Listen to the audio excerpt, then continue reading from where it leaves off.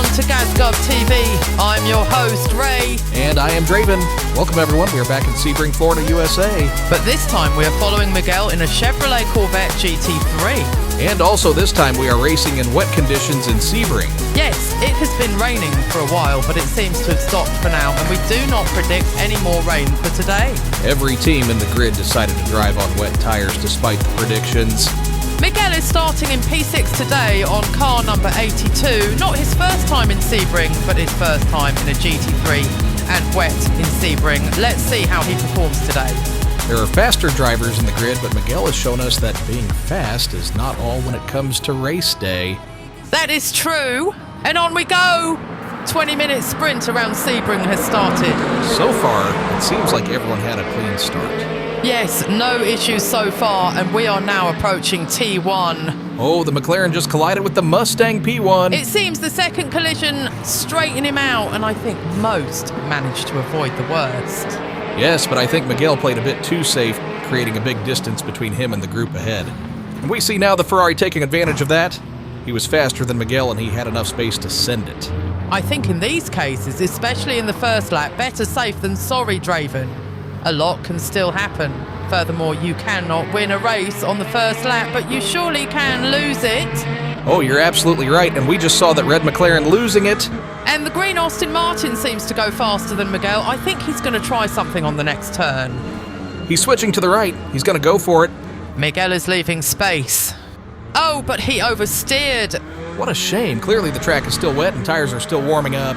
I also think the Aston Martin maybe was carrying a little bit too much speed for that turn. It is a possibility, yes, and we are now in the middle of Sector 2 of Lap 1, and we can see a clear dominance by the McLarens on P1, P2, P3, and P4, followed by Porsche on P5, then Ferrari P6, and Miguel with the Chevrolet in P7. You don't see many Chevrolets, do you? I wonder why. And it's nice to see that the blue Mustang that got pole position after suffering that spin on T1 has managed to recover, and he's now getting closer to Miguel. Yes, Miguel needs to be careful because the blue Mustang driver, he's quite fast. He's way faster than Miguel, that is clear, but his safety rating is not the best, so Miguel really needs to predict what he's going to try to do. We are now entering Ullman Straight. Miguel is not close enough to get the slipstream, and it seems the Mustang didn't get it either. But the Mustang is faster than the Corvette, so eventually he will manage to close the gap a bit down the straight. Although Miguel doesn't have the slipstream, it seems the cars in front are now fighting for position and making moves. Miguel may be able to take advantage of that. He's going on the inside. Yes, but he slowed down. The Porsche got overtaken by the Ferrari, but defended quite well his line, and now Miguel doesn't have a good exit speed, and he's going to miss the slipstream again. It also looks like the Mustang didn't manage to close the gap. But he's still carrying more speed than Miguel, and this turn you can carry a lot of speed. Miguel is approaching the Porsche quite well, and the Mustang is he? Oh my God. He just sent it. There's a collision. Miguel now has the wheels on the dirt. What? He left no space. What was he expecting? This is exactly what I was telling you. He's quite fast, but low safety rating. He just sent it when he had no space to do so. We are now catching up again with the McLaren and Porsche in P5 and P6, respectively. And the McLaren went a bit too wide, allowing the Porsche to overtake him. And Miguel is carrying more speed, and he's now right on his tail. Miguel is making a move. They are side by side now. Ferrari is losing grip. Oh, it seems that the Ferrari just went into the barriers in Sunset Bend, and Miguel is going on the inside. Porsche once again defended the line quite well, and he has a better exit than Miguel. He's clearly better at Sunset Bend than Miguel. Yes, it seems he struggles a bit in turns that allow you to carry more speed, which is ironic. Most people would think those to be the easiest turns. Exactly, but I think on the other turns, Miguel is slightly gaining on the Porsche. So let's see if Miguel can take advantage and do anything about it. I also think Miguel should be trying to put more pressure, poking more and testing him more on the turns that he is faster. Well, easier said than done, and don't forget the track is still a bit wet. I can see that the racing line is starting to become dry, so maybe we will see a bit more aggressiveness coming out from the drivers. Yes, you are right. And yeah, we do not expect more rain today. Miguel seems to have now more speed and... oh, small touch there. Porsche broke a bit too early, but it was Miguel's responsibility to avoid that touch. But both were braking for the hairpin, so the impact didn't cause much damage.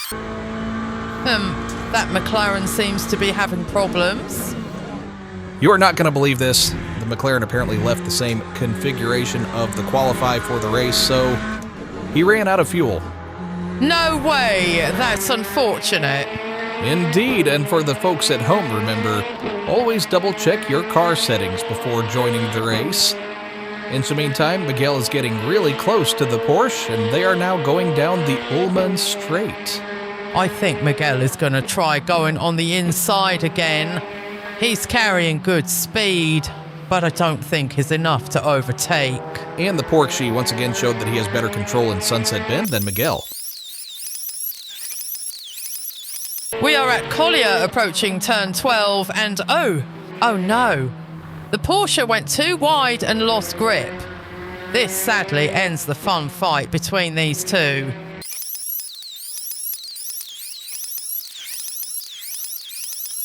Miguel in the P3 is now feeling the pressure from the P4 McLaren. And the P5 Aston Martin has been consistently faster than Miguel. It's going to the right side, trying to defend the inside. But the McLaren is faster. I think the McLaren is going to make a move. Oh, look at that. I think Miguel's doing the same move as the Porsche before. Yes, he is defending the line, but the McLaren is still faster. He's close. And with slipstream, he's going to overtake Miguel easily. They are now side by side. The McLaren is slightly faster and has the inside. He could have held that slipstream a bit more, but I think he wants to overtake Miguel and create distance from the Aston Martin. Oh, I think Miguel's trying to pull a switch, but he brakes. That brake to avoid the McLaren is going to cost him now. The Aston Martin will take advantage. The Aston Martin, after the oversteer on lap 1, has done an amazing recovery. He's been quite fast and consistent. Yes, and you can see that he's taking his time. He could have taken Miguel there, but he chose not to overtake and get the slipstream from Miguel on the straight. That is good thinking from him. I think he's going to try to make his move now. They're side by side, and Miguel needs to leave room on the inside. Oh, I think he overshooted, and Miguel's keeps P4. He broke a bit too late.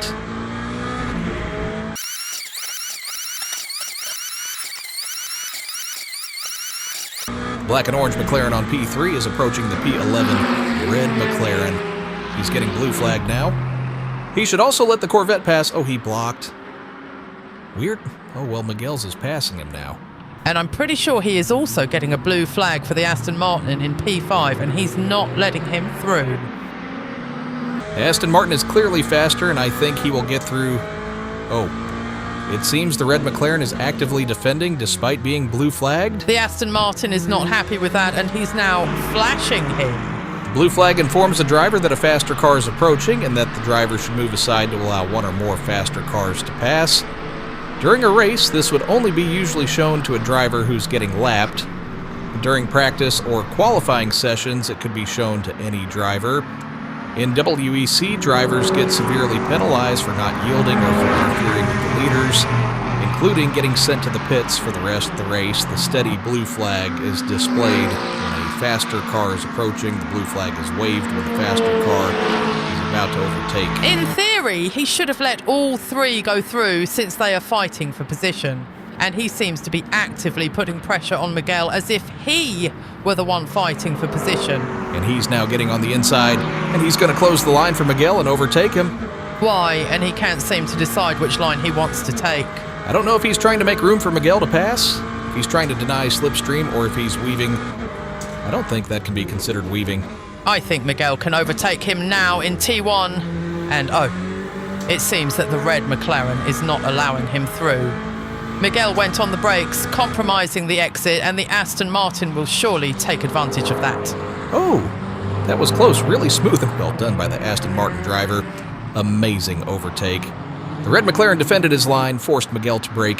The Aston Martin saw the opportunity and took it in a flawless way. He is now flashing the McLaren to get him through. Again, these guys are fighting for P3, P4 and P5. The red McLaren is P11 and getting lapped. Miguel has the inside. I think he's going to try to overtake the Aston Martin. Kenny, and yes, Miguel takes P4 back. And I think we will see more from these two. The Aston Martin is still faster overall than Miguel. Such a shame that the red McLaren is not letting them have their fun. Why is he disrupting the race when he is getting blue flagged? Aston Martin is putting pressure on Miguel. He caught up to him. He had slipstream. He's making the move. He's clearly faster. And Miguel struggles a lot in Sunset Bend. They are now side by side, wheel to wheel. And easily, the Aston Martin will make its move. He's carrying a good amount of speed there. Miguel is keeping up with it. And yeah, in the exit, the Aston Martin got a better line, allowing to get on the accelerator early and saying bye-bye to Miguel. Yes, the British driver on the Aston Martin Raz out has proven to be more skillful than Miguel. We are now coming to the end. Miguel finishes P5 after starting in P6. The best time for Miguel was a 2.154 and the Aston Martin was a 2.125. Amazing race. This was exciting. A lot of fights. And Miguel finishes top 5 again. Congratulations to him. Oh, and it looks like Miguel is saying congratulations to the Aston Martin driver while he does some victory spins. Love to see it, and clearly they both had fun. Goodbye, everyone. I have been Draven. Thank you so much once again for tuning in to GazGub TV. Please leave us a like and a comment. Tell us what was your favourite moment. Please consider subscribing to the channel for more content like this. I would appreciate it. There are a couple more videos like this in the channel if you want to take a look. Goodbye, everyone. I have been Ray. Drive safe and see you on the next one. Goodbye.